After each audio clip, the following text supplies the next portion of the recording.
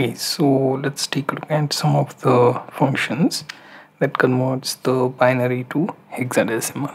So let's see, if I have some number and I want to convert to hexadecimal, so I will put it in one of the cell, and if I use BIN2HEX and pass on A2, let's see what it returns. It returns 2F.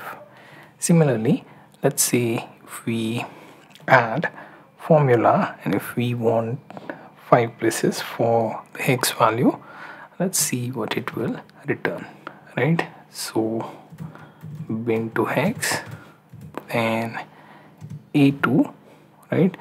Apart from that, I can also manually type in, let's see, 10, 11, 11 and up to 5, and notice that it will return that output.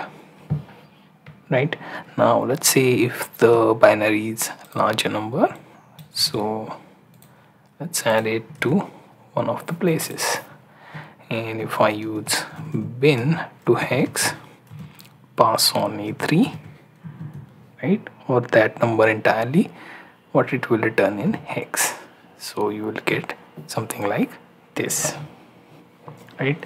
So pretty much 3 different use cases for BIN2HEX, as you can see here.